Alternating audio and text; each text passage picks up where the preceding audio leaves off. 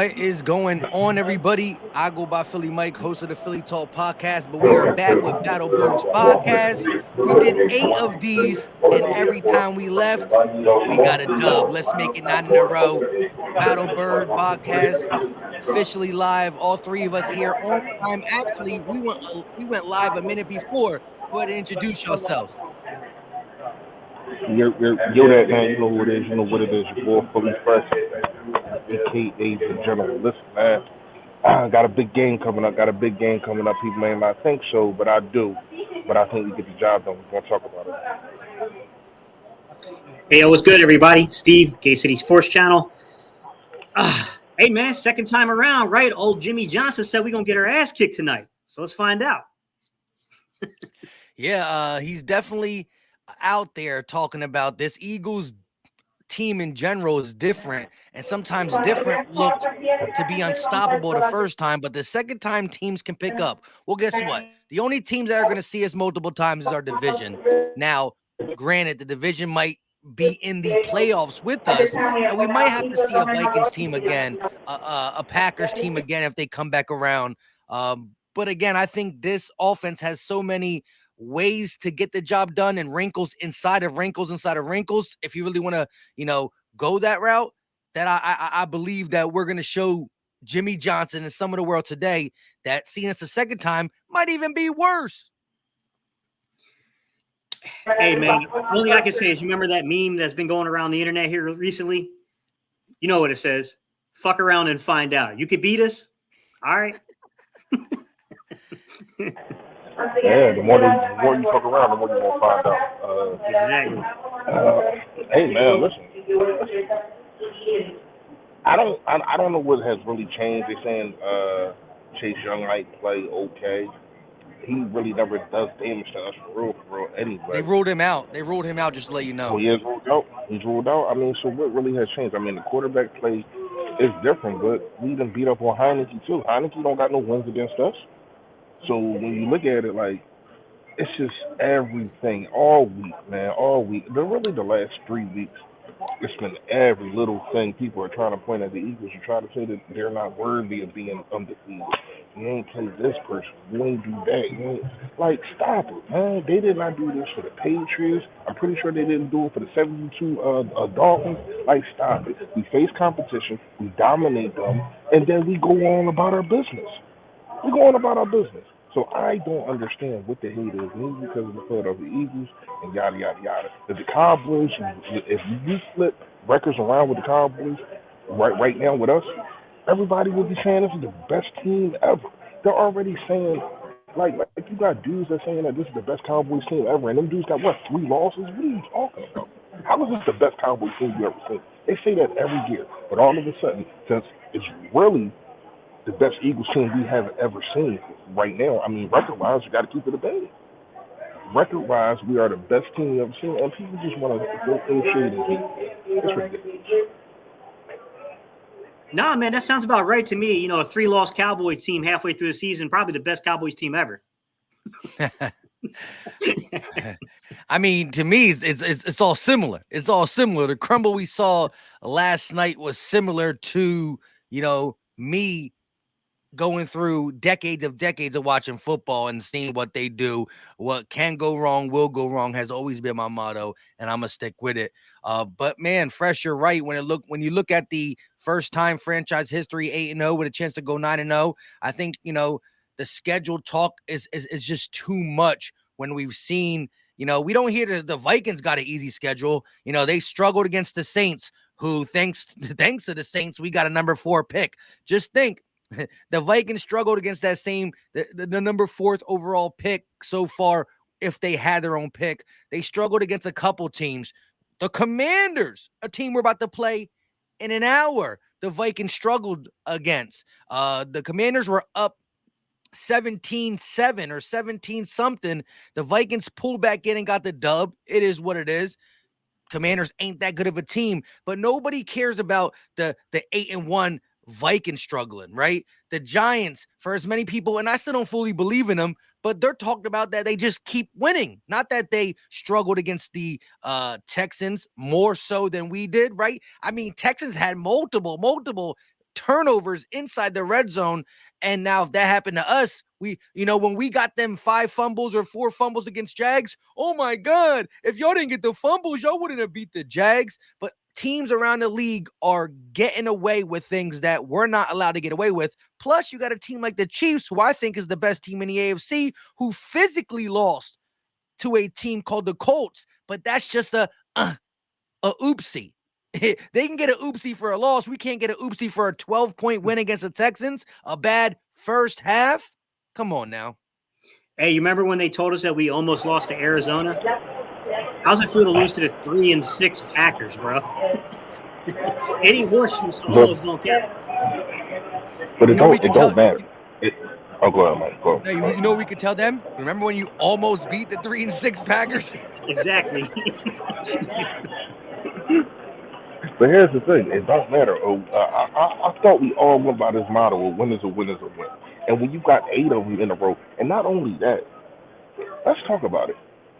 We really had 11 in a regular season wins. 11 in a row?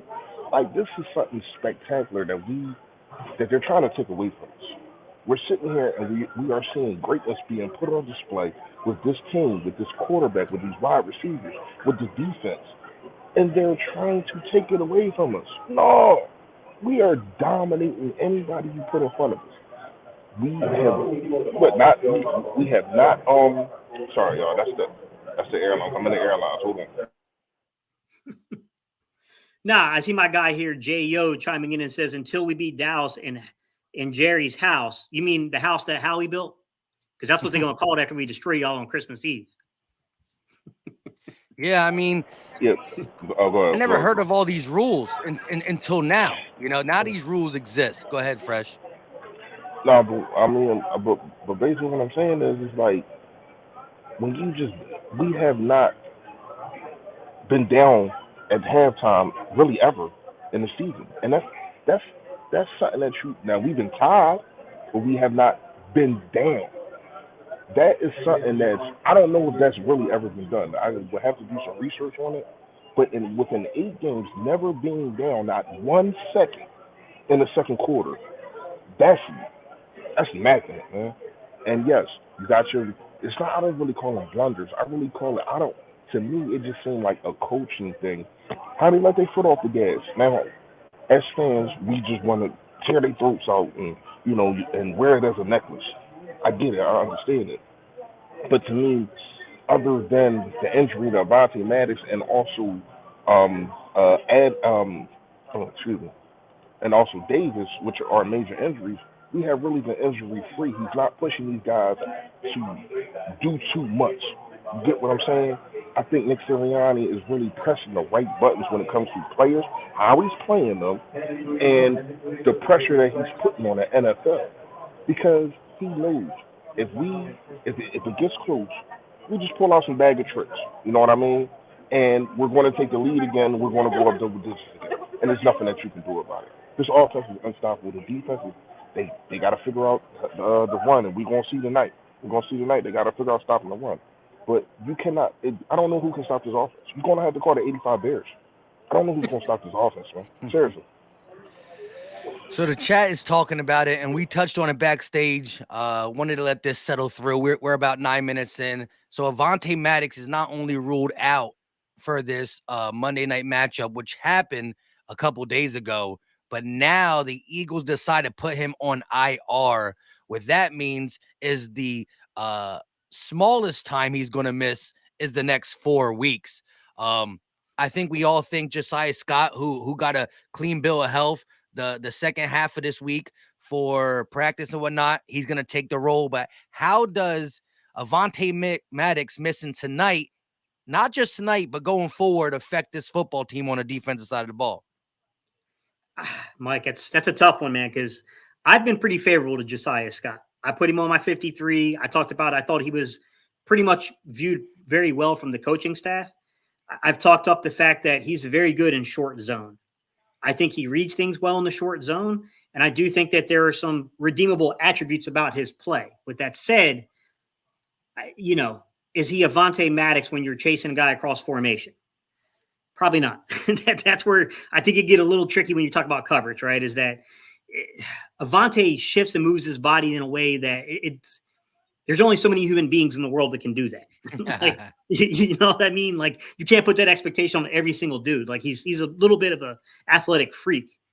So, I mean, I think they just got to play to the strengths, man. And it's scary because luckily I heard that they like to play Jahan Dotson actually outside. They like to play him as the flanker. And that's probably to our advantage because I would not want to see that matchup in the slot. I think that would be a problem, to be quite honest. I think we would have to pay attention to that. With that said, though, Mike, you know how this organization is, man. We don't make mistakes like other teams that forget that we won a Super Bowl with our backup left tackle and backup quarterback. But we don't make excuses. You got to go up there, man. It's the next man out there. You got to just an undefeated team. Nobody's going to accept that excuse come Tuesday morning if it happens. You got to play. Yeah. That's facts. How you ended is definitely a perfect way to end it. You're undefeated. Everybody's looking. Everybody's going to give you their best. Everybody's trying to give you that loss.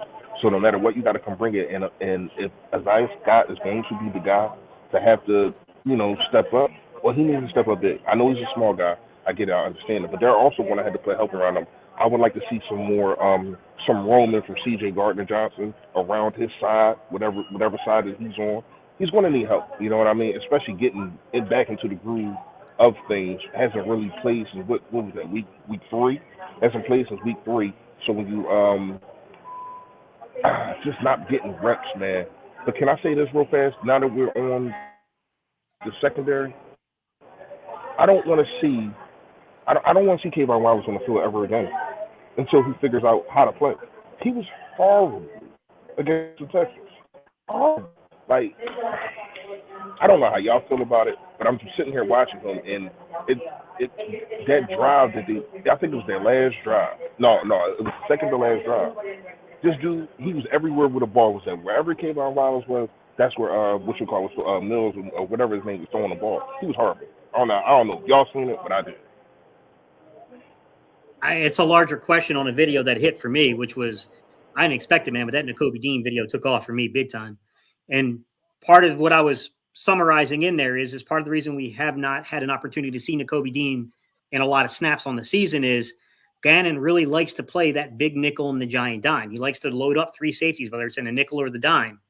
And that basically creates a situation where you don't need a heavy rotation at linebacker. The way I theorize it is if you start playing more 4-2-5 and you start playing more 52, where you're getting those rotations in at the linebacker spot, you see Nakobe Dean. I mean, at this point, Reese, I'll just kind of flip it back on you. I know I didn't answer your question, but I'll flip it right back. Would you rather see Nakobe Dean in there, or would you rather see Kayvon Wallace? I mean, Nakobe Dean without question. It's not. That's not even a. I don't even take a millisecond to answer that. I mean, yeah, you're right. I didn't even think about that. Yeah, let the kid get on the field. Let's see what he got. Let's see what he got because Kayvon Wallace is not the answer, and we know that. Go ahead. Yeah. I mean, it's definitely tough. The package they were putting him in, and it wasn't just him. Marcus Epps definitely had one of his bad games as well. I think the whole secondary as a whole, when you look at the tackling, what was not good. Pierce was running through this defense, and I got to give both the players tackling, the secondary players tackling, and Jonathan Gannon, because I did see a lot of light boxes, and I understand you can get caught in a light box every once in a while, but there was sequences of the Texans offense where it was just they not stopping or they not going to do anything else but run. And we continue to say, when I play Madden, I stay in the nickel. That's because it's a football, it's a game. It's a game. And you could blitz and somewhat, how Avonte Maddox and Marcus Epps make tackle in open space in the game. But there's got to be a time where you adjust and get a different package and live to die by something else. I'm not saying that I won't be as mad as Jonathan Gannon if he changes up and then boom, like a 40-yard pass comes. Yeah, but at the end of the day, I'd rather be arguing about, okay, we got beat this, that, and the third, but I can't see the same thing happen over and over. If you get beat 5 times, I want it to be 3 different or 4 different times out of the 5, not the exact same way, because it just shows that we're rolling over in that sense. To me, Marcus Kane with the $2 super chat real quick. He said, "Let's get them shots going, Mike." I don't know, man. I stayed up later than I wanted to last night. And then, 4:00 in the morning comes early on a Monday night football game. But hey, shout out to my guy Marcus Kane, always showing love to all the Eagle content creators. Appreciate the $2 super chat. Yeah, Mike, what bothered me about that sequence is that I would see the 6-man boxes, and I would see we were getting gashed in the 6-man box. I'm like, okay, we got to commit more to the run. But I'm like, let me see what they're doing. And I don't know if it was just circumstance or if they just saw this on film and they were like, yo, let's attack them here. But every time I was watching that 6-man box, whether it was from a 51 front, a 4-2-5 front, whatever it was, anytime I looked and I saw that 6-man front, I saw that they were pretty much in 12 or 21 personnel. Uh-huh. So they're getting extra, helmets on that 6-man front, and they're gashing the crap out of us. And look, I know that part of Gannon's scheme is he will exchange yards for time. That's part of the scheme.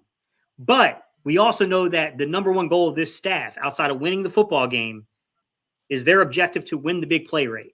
You can't win the big play rate giving up 20, 30, 40-yard rushes. That's not going to work. Anything over 12 is considered a big play by this coaching staff. In my opinion, Mike, that has got to be not just better, but like exponentially better tonight.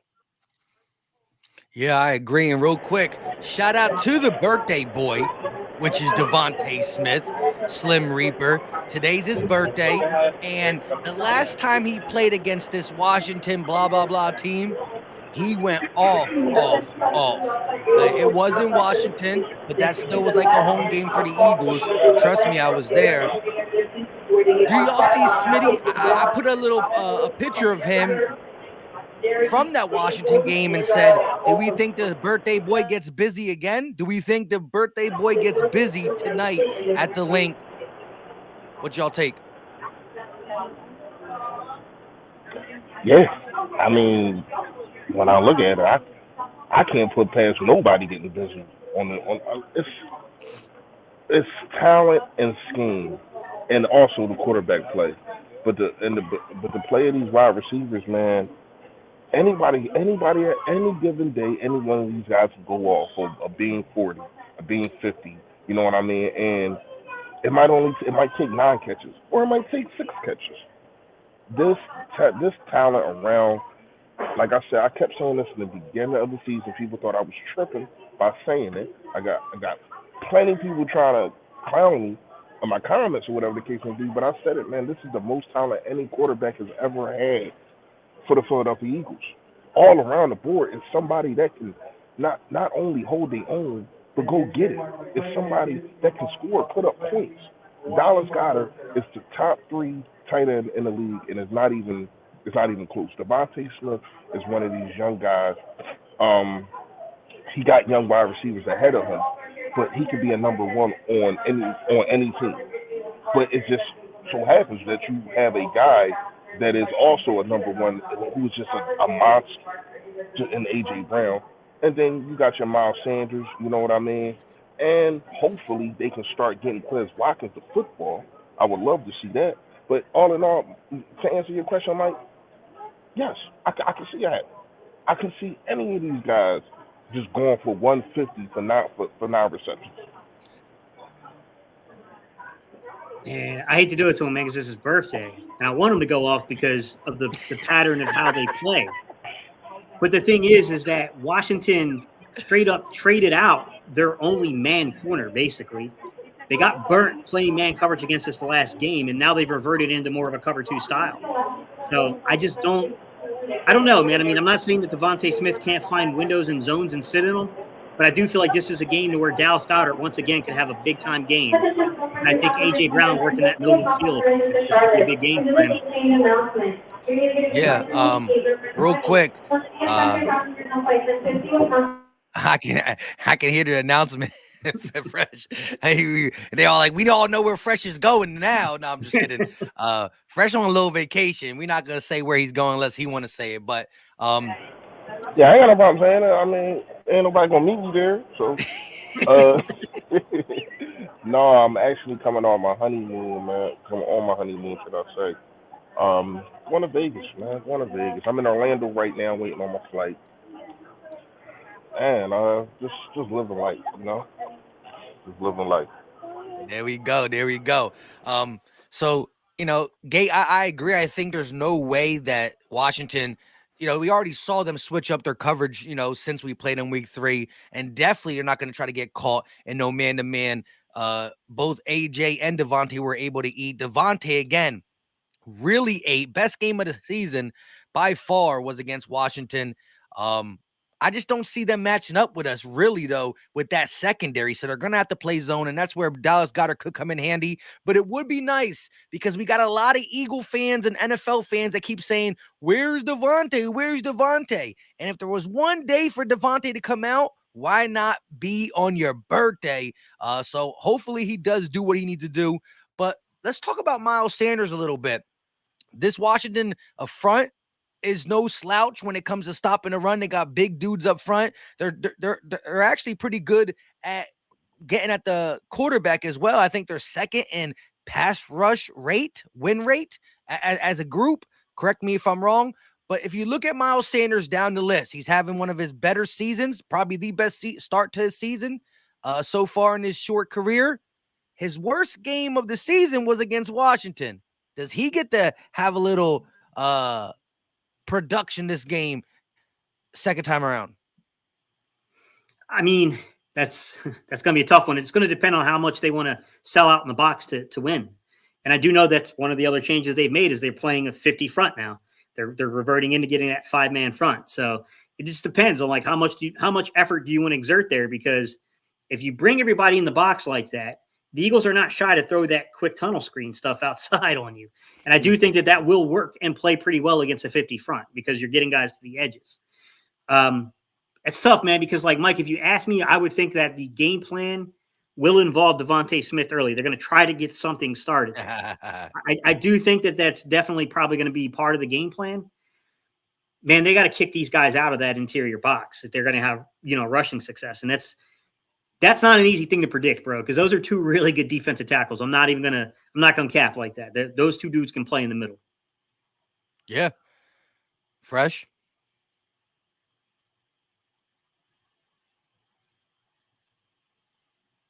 I think you're still muted. Damn, my bad. I think if Kelsey's on his game, we're talking about the running backs against the linebackers, right? Yeah. If Kelsey's on his game, he can get up to the second level with any linebacker in the league. So I'm not too worried about it. And you also got Jalen Hurts. I'm not gonna lie, Jalen Hurts, 10 yards here, 23 yards here in the last couple games. I think he goes for about 60 to 70 yards today, and he might need to because of the 52 front that you were saying, Gates. I think that a lot of those RPOs. I think that their aggressive linebackers are going to be going with the running backs, and I think that's going to put Jalen Hurts in in spots to gash them 15 yards here, 12 yards here, and like that because of the aggressiveness of that 52 that you was just talking about. So to me, I think that's really where they're going to get gashed today. Miles Sanders has a okayish game. You know what I mean? I got him having like 50, 60 yards, but I think that Jalen Hurts might be one of those games Jalen Hurts leads the and you don't want this, but it might be one of those games Jalen Hurts leads the running back room, if that's what you want to call in yards today. I could see that. Yeah, I mean, again, this is not a game where I need Miles Sanders to eat. And again, if you're looking at this Washington's defense, I think their front is the only thing they really got to rely on. So it's like beat the team that you're facing the best way possible. And it's that secondary. That secondary is vulnerable when you look across the field and you see Goddard, birthday boy Smitty, and AJ Brown. That's a very vulnerable. You just can't match up. So, as much as I would like to see Miles regain what happened week 3, I'm all about the dub. And the best way to do that is to attack their secondary. I do agree with Fresh that we could see, and we haven't seen much of Jalen Hurts' legs, but this could be a game where he uses his legs a little bit more, just to remind you guys he still got that in his bag as well. It's possible. I mean, it's possible. I hope it doesn't get to that point where we have to do it, but No. you always got to be mindful that, hey, man, if you load the box too much and we can get outside on you, they're going to get outside on you, and they're going to take advantage of that. I will say that to me, Mike, this is a game that if you can use some gap blocking and you can do some things, maybe some deception with disguise, try to get the eyes moving a little bit on the defense, right? Try to do some more motion, some more stuff like that, some things we're not used to seeing necessarily from Steichen in the offense. Although I will admit, since the break, we've seen more of it than we did early on in the year. I think this would be a good time for that stuff. Give them a little bit of the deception. You know, I know the Eagles love to run that tight end cross. Hey, this is a good time for that, man. Agree 100%. And again, we touched on this earlier. I just want to bring it back up because a lot of the chat's talking about it. Listen, we got over 400 people watching. We are live on 3 different channels, so it might not look like it. I'm not lying to y'all, but hit that like button wherever you're watching it. Subscribe. Again, Philly Talk Podcast, Philly Freshest channel, and Gate City Sports channel. Hit the like, subscribe. Avonte Maddox is on IR. We were all coming into this game knowing Josiah Scott would have had to been the guy to play in the slot. We would have to fill in for Maddox in multiple ways because Maddox is not just your slot corner, and he does so much, and he allows Gannon to call the defense more aggressive because of Avonte Maddox athleticism and being able to be put on an island against a guy in the slot, whether it's, you know, watching the linebacker doing this, that, or a tight end or doing this, that, and the third with a slot receiver. He's not only out for this game, but IR mean 4 weeks. We did touch on it and we talked about it.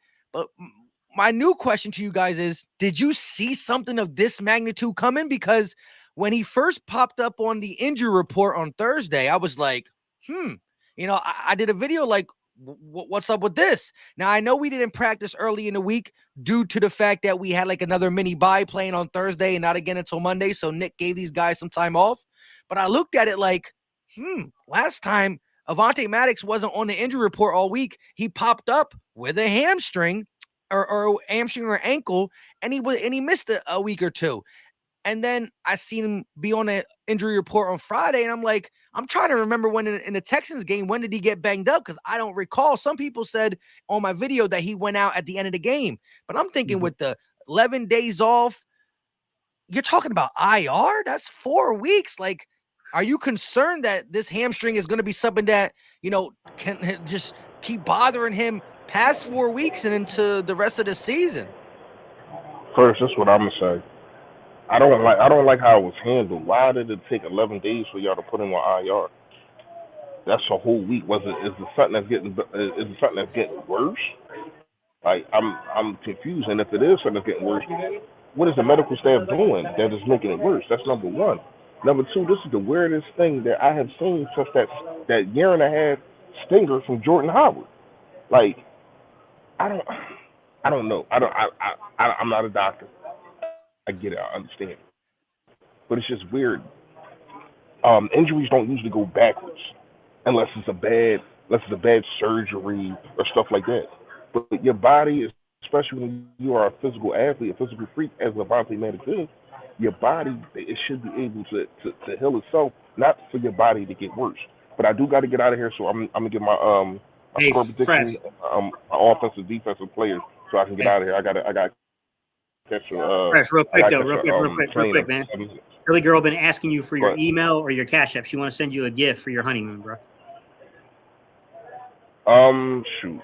Email freshfit215@gmail, and whoever says it, thank you, I appreciate it. But right, offensive player, I ain't gonna lie, I'm gonna go with the birthday boy because I know none of y'all's gonna pick in the way that y'all was talking. So I'm gonna go with the birthday boy, Devontae Smith. I think he goes for. I'm gonna give him 97 yards in the tub. Defensive player of the game because the Maddox is out. I'm gonna have to go with the guy that's leading the league in interceptions at 5, and that would be C.J. Gardner. The score position is 33-20.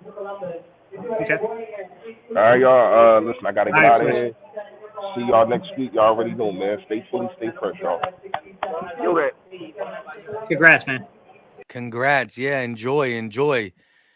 Interesting, interesting. He got the birthday boy and CJ Gardner Johnson with a 33-20 score prediction. I ain't mad at that. He definitely stole the birthday boy. I was gonna low key go that way, but it is what it is. Yeah, so it just prior to getting on here, just waking up today, right? Regular Gate City waking up, thinking about this Eagles game.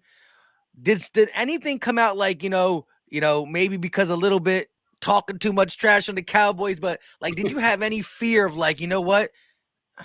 What if this happens? Or do you feel pretty comfortable with the Eagles taking care of business tonight? I mean, I definitely feel comfortable with the Eagles taking care of business, to be honest. But I mean, look, there is some merit to saying that a team sees you a second time around.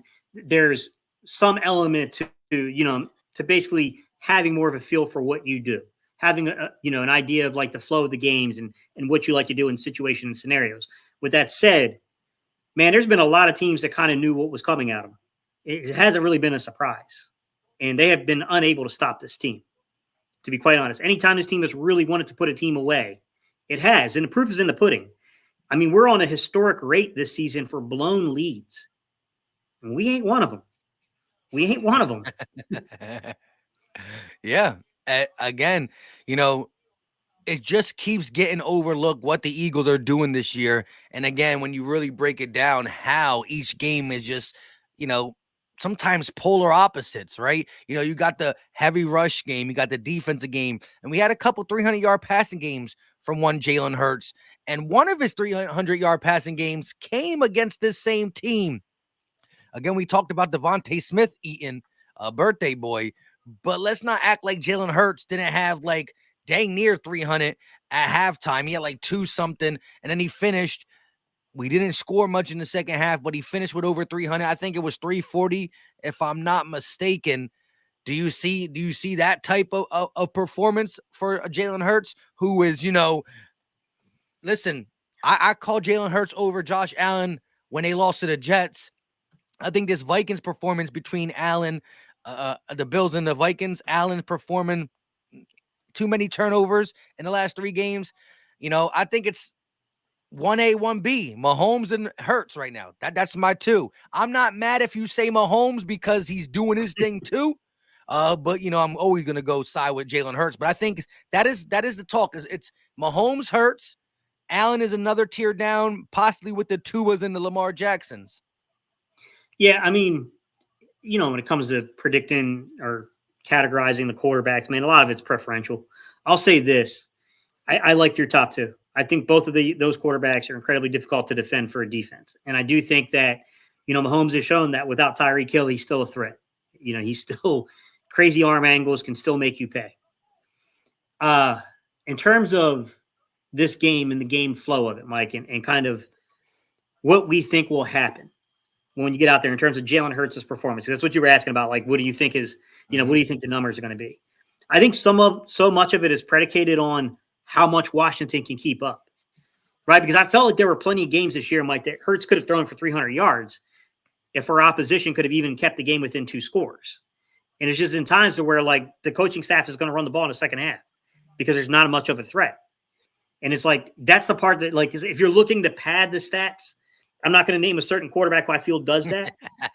But if you're looking to pad the stats, you know what I'm saying? Like, we get robbed of an opportunity because that's not our identity. Our identity is if we got you down by two possessions in the second half, get ready to basically get run into the dirt. And that goes so overlooked in the sense that there's so many people that are legit box score watchers, just number, not really crunching what happens. What are you doing when you are, what are you doing in the first half of football games? What are you doing when it's a 7-point ball game? What are you doing when it's competitive? Right? Compared to what you're doing at the end, a 1-yard touchdown in the fourth quarter against a team that got like 3 wins. Like, yes, it adds and you got one guy doing that, and then you got another guy sitting out for the last 9 minutes of a game where he easily would have been over 300 yards passing. He didn't play the last 9 minutes, and he had 285 passing. That is the difference.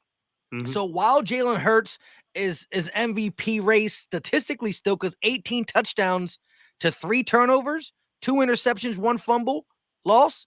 It's ridiculous to see the production and touchdowns to the turnover ratio, where even you got guys in the 24s, but with 13, 14 turnovers. I think Mahomes got like 24 or 25, but he got like 6 or 7 turnovers. All that being said, we we do not stuff the stat sheet. We get the W, and that's it. And I know a lot of people want to get the gas on the foot on the gas pedal in the second half, but I don't think we just don't care. I just think it's a strategy, and so far it's led to health. It's led to a perfect record, and I can't complain. You are so right that Jalen Hurts is being, not cheated, so to say, but schemed out of so many stats that honestly doesn't matter, because the main stat that he cares about, that we care about, that real fans care about is dubs. Exactly. Yeah. And look, I'm not gonna lie, Mike. Both of us are pretty good friends with Jay Tuck. And Tuck and I always talk in the off season. We kind of do our little live stream once a year together in the off season. Do I want the numbers to just kind of rub in Tuck's face? Oh yeah. I kind of do. I'm not gonna lie. But I also much rather be like talking about our second Lombardi trophy over some stats, to be real. You said it perfectly, because the tongue and the narrative on one Jalen Hurts is that, he's a game manager. He can't really do this, that, and the third. And it's not. It's the box score watchers that really spew that out. It's not the football watchers. And again, the numbers are never going to look that great. Again, name a quarterback. In the end, name another team that sat their quarterback for 9 minutes in a ball game.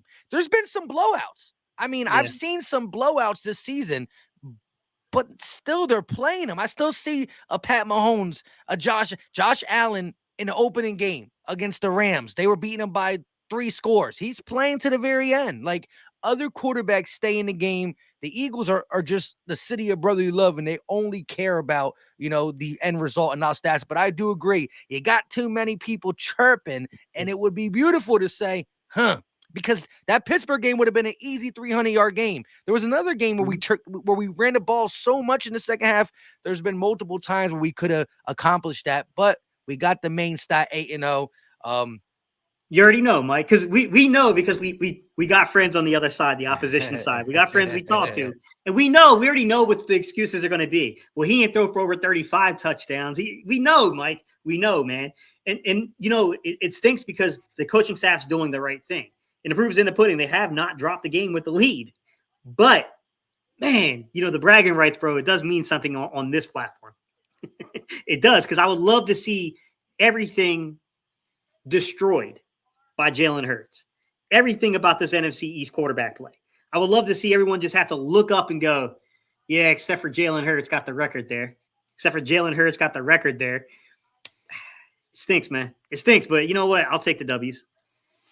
Because, they could talk about 4,900 passing yards and 37 touchdowns, but if we go 17-0, boy, it's going to be real loud in the offseason. That's all I'm going to say. Yo, real loud. I mean, each week I've been louder and louder, and I don't normally come out here with all this. Yeah, like the video I made yesterday I literally gave up on, I low-key gave up on the Packers. I was watching that game. I was tweeting the crap out of everything that happened negative against the Cowboys. Then I saw the 28-14 lead. I figured I might get a jump on because I wanted to do a video about the Saints draft pick and the Eagles being officially better than the Bills.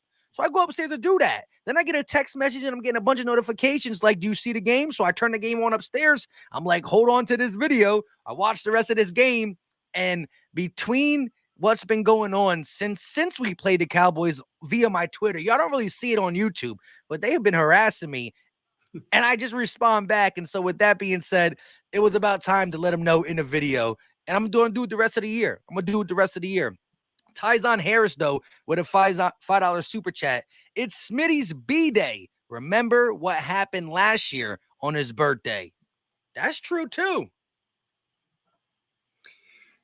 Look, I'll take anyone who's going to put up a big production game today. I really will. I mean, Here's the thing that's killing me, Mike, is like, that my thing that I keep picking a player until they finally prove me right? How many weeks did I hold on to Miles Sanders, bro? I kept predicting it until I got it eventually. But it just kills me with this game on Smitty because I'm like, man, I know that they've made adjustments defensively. I mean, there's a part of me that hopes they try to man up on Smitty because I do think this would be a Smitty game if they tried to man up on him. But I don't know, man. I think they would be foolish. I really do. Yeah, I mean, as Tyzon said, Smitty did do really good last year on his birthday, and he got his birthday games being one of his better games, and so far he got his Commander games being one of his better. Tyzon definitely remembers the fact that week 3, this man Smitty had like $150 at halftime, and again we cooled off in the second half. But this Eagles team has grown from their second half woes, so to speak, at least since the bye week. Say what you want about it was Pittsburgh, it was the Texans, but the second half of football games look different for this team since the bye week. And I think that's what this coaching staff's focus on. So Smitty got his B-Day to show off for, and he got to keep that Commanders killer streak, right? Boston Scott's the giant killer. We got to come up with our new Cowboy killer. That might be A.J. Brown. We might have to make A.J. Brown the Cowboy killer. But I would like to, engrave Smitty as the Commander killer. You know what I mean? We got to get that to be the new thing. We're not going to stay on here much longer. We still will get some more stuff out, but let's get our score predictions and player of the game just out, just in case we got to jump up off here. You want to go first, Gate? Yeah. Because I mean, obviously Smitty's out of play because Reese took him. He stole him before he left. Yeah, exactly. He gonna throw it in there, then leave us. All right, I'm gonna say that. Look, the name of this game is to beat the odds. That's how you win this competition. So I'm gonna go with the person that has the longest shot at doing it. So it's gonna make me look really good if it comes true, because it's definitely not something I would probably normally predict by the flow of the game. I'm gonna say Miles Sanders offensively. I'm gonna say Miles Sanders. This is not a game I would normally predict, but obviously, like I said, the name of this is to try to win it, and you got to go with the unexpected. So I'm going to say Miles. Defensively, man, there's something about Josh Sweat when he plays Washington, man. He kind of comes to life. I'm going to say Josh Sweat defensively. Score prediction that you try to skip out of? I try it every week, man. Damn, bro, you just be really paying attention to that score prediction. All right, score prediction. I don't think this is going to be a blowout game as much as I want it to be. I just think it does get tougher the second time you play somebody. But I'm also aware of the fact that it's a home environment. So I'm going to predict a double-digit score, although it may not seem – it may seem closer than what the double-digit score would indicate. I think we're putting a 30-burger up. I do. I'm going to say 31-20 Philly. 31-20? Yep. I like it. Sean, look at Sean Jackson. As soon as What'd he say? 31-20. Look at that. Perfect. Yeah. Great minds think alike. Shout out to the individual, though. He said it's my 39th birthday, too, and I know Smitty got heart now. Shout out to you. 39 is a great number. You right there on the cusp of that 40 piece. But, I'm 31, so I still got a ways to go. Offensive player, I'm going to go. Can't go Smitty, can't go Miles. We don't never say Jalen Hurts because that's a given. So it leaves me with two real guys, AJ Brown and or Dallas Goedert. I'm going to go AJ Brown because another Cowboy fan that I am friendly with off YouTube, on Twitter, we work together. His name is CFT. And he took that loss by the Cowboys hard last night, right? He came up today. He woke up today, and he decided to put up a picture. And he said, just observing, side note, that CeeDee Lamb has 706 yards, and AJ Brown has 718. And I just found it funny that he got this up as early as possible because he knew that AJ Brown didn't play yet. So I need AJ to come out there and get close to 100 yards, add a tub or two on that just to be getting closer to 10. Go out there and get 100 yards. So now when the game's over, I can go tweet that tweet and put the new score, the new mathematics in there that we're not 30 yards away because you played an extra game than us. So I got AJ Brown on the offensive side, and on the defensive side, you went Sweat, Fresh went CJ Gardner-Johnson. I Slay Bradbury. There's a lot of good people to pick. TJ Edwards, anybody from the defensive line, for the simple fact we had 9 sacks last time. It's not Carson, it's a different quarterback. But I'm going to go somebody that a lot of people are starting to low-key dislike. And I think it's a comeback game for one Marcus Epps. A lot of people were down on him. The game before he dropped what could have been an interception. Texans game, he got ran over a lot. I think he starts to bring us back. I think he's going to do a play today, whether it's a hit that turns into a fumble or a pick that makes us say, okay, Epps. So I got Epps. And for my score prediction, I'm going to go a little lower. I think we can drop a 30 burger, but I think it's second time around. I got a score in 27, but our defense holds them to 17. 27-17, 10-point victory. Okay. I like it going with the averages. Yeah. The Eagles are what? Number 2 in the NFL in points per game. Am I right? At 28 point something? Yeah, it sounds about right, Mike. I don't have it in front of me, but yeah, it sounds about right. Yeah, and the chat's like, Epps, you're really picking Epps, and that's that. I knew that was going to get that reaction because, I picked him for 2 weeks in a row, bro, and he dropped an interception on me and broke my heart. I couldn't do it no more, bro. Yeah, I know. But it's like playing that slot machine. You play. You left it now. Now I'm gonna get on there and pull the lever and get the cash prize with a pick from Marcus Epps. I'm gonna be mad as hell if he gets an interception tonight. Everybody's like, Gate, why are you mad? Man, I picked up for 2 weeks. Yep. And it's crazy because Philly 500, shout out to him, man. He warned me about the MLB streams. And then he couldn't stream for a little bit. He's back better than ever. But he was in my chat a couple of times and he was like, Marcus Epps is starting to stink. He was calling him Marsha Epps and everything. So, the fan base a little down, but I think he comes out. Mark my words, a turnover via Epps. But with that being said, I'm about to hop off. You got anything you want to touch on real quick, Gate, before we get up out of here? Takeem. My guy Takeem won a bet a while ago. Speaking of Marcus Epps, I got your Marcus Epps hoodie in, the customized hoodie for you, man. So I'm going to ship that out to you, bro. I'll probably get that shipped out sometime tomorrow or Wednesday for you. But nah, man, just 9-0, bro. I don't care if it's a 1-point win, Mike. I don't care if it's a 30-point win. 9-0 is 9-0. Yeah. Did you see that the NFL panel, NFL network, what they picked? All the everybody picked the Eagles to win, right? And they all had their different score predictions. D. Gordon, you know what he's been picking the last 2 weeks? He said we were going to beat the Texans 8-0. Not really because the score prediction. He just said that 8, and he just skipped the score prediction and said 8-0. And now he picked the score prediction between us and the Commanders 9-0 for 9-0. He just keeps going with the record each time on NFL Network. It's funny. With that being said, listen, we are live on 3 channels. One of them left for his honeymoon. The other 2 are still here grinding, talking Eagles. Philly Talk Podcast, Gate City Sports Channel, wherever you're watching it, please hit that like. It's free, it's easy, don't cost a thing, and it's a little thank you for the content creators. Also subscribe, type the names in the search bar, all that good stuff.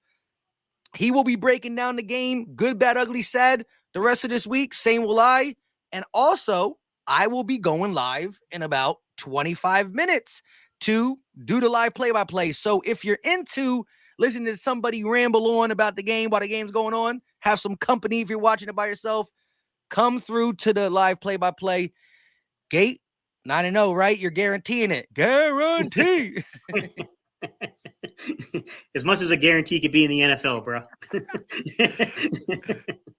They're all like, but Gate said. No, I'm just kidding. Yeah, exactly. Nah, I do feel good about it too. I just know that all the Cowboy fans that were responding to me from last night and this morning were saying, y'all better not lose. And so I said, we won't. Don't worry about us. Don't worry about us.